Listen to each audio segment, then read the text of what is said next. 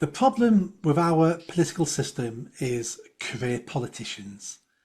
It's people like Andy Burnham, leaves university, starts working for an MP, then sits on some sort of committee, then gets a safe seat, and he's never had a proper job. Most of the people in Parliament have never had a proper job. That's become their career. And when you think about it, well, what is a career?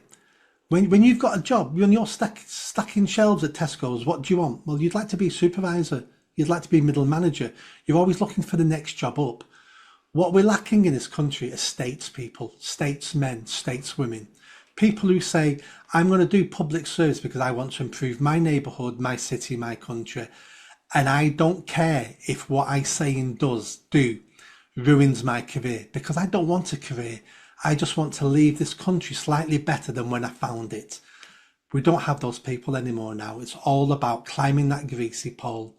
And when they've got a choice between an excellent policy that's going to improve the lives of the people of this country, but you're going to be unpopular and you'll probably lose your seat over it, but in 30 years' time, you'll be hailed a hero for putting this in place because it's improved the country 20 years from now, or doing nothing and you're guaranteed to win your seat again. We all know what career politicians will opt for. I'd like to think if I'm in that position, again, who knows, power corrupts, but I'd like to think if I'm in that position, I would sacrifice my career for the country to be better 20 years from now. And that's what we need. And I call people like that patriots. Nick, I actually do have a bicycle. I've got an electric bicycle, and I quite enjoy it. It does the job when it's dry and it's warm, and I'll go half a mile on it. I won't go 10 miles, so I'm not against cycling either. I think my concern is this compulsion. But it seems to me, Nick, that this is all to do with 15-minute cities. The idea that you should have everything within 15 minutes of where you live, apart from, of course, if you're one of the people setting the rules, then you can have a private jet. Sounds great until you look into it. Who doesn't want local amenities on your doorstep that you can walk to? Of course you do. But what does that mean? Well, that means all those amenities on your doorstep will cost you more because they're not now in a mega supermarket 4 miles away. They're now a couple of minute walk away from your house in a small shop with larger overheads, less customers. So you'll pay for things a lot more.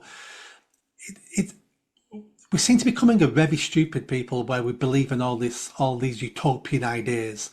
A lot of it comes out of socialism as well. That, everything can be pink and fluffy and we can hug each other and there's no bad people in the world and there'd be no poor people if it wasn't for rich people. And these are just simplistic answers to extremely complicated problems. And we are becoming more stupid believing in silver bullet solutions to complicated problems. I'm not against idealism, though, Nick. I sometimes think that it's the absence of true idealism that's driven us down to the path of, well, religions like the climate emergency, because people want to believe in something. So they demonize CO2 and deify cycle lanes, for example, and canonize cyclists. Is it because we live in a rather lazy time?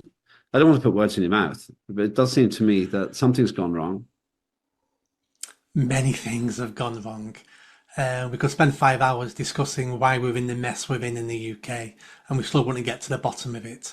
We all should be idealists, as in we should all want our family, our lives, our country to get better. And you know what? That's been the history of mankind for the last 100,000 years. Everything's always got better. Slowly 1,000 years ago, but a lot quicker now. Things are getting better all the time.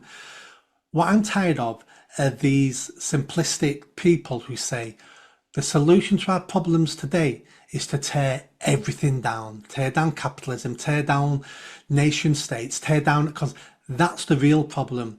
Well, no. They're the things that have given us everything we've got today. Things can be improved. Of course they can be improved. We can be improved individually. I'm not the man I should be. I'm not as clever as I should be. I know that. And I'm working towards that. And I'll never reach the end of that. But to think we should tear everything down and start again by someone who's never achieved anything in their life, who's a first year university student, or someone who's never held a job, or someone who's an expert in one field, and they think they understand every other field because they're an expert in one field out of a million fields. Those people are dangerous. When you say dangerous, though, it's an emotive word. What do you mean? Dangerous in both ways.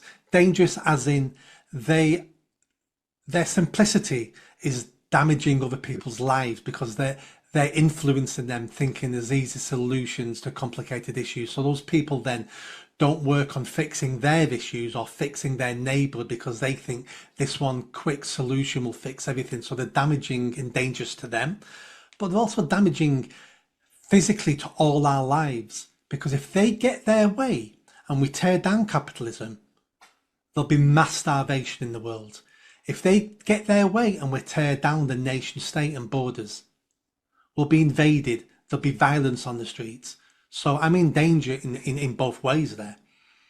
If you like that video, don't forget to subscribe to the channel, hit that notification bell and comment. And if you like what I'm saying about running for Mayor of Greater Manchester, then stick around. Tell your family, tell your friends. The only way I'm going to have a chance of winning is a grassroots movement. So be part of that movement and hit that bell. Thanks.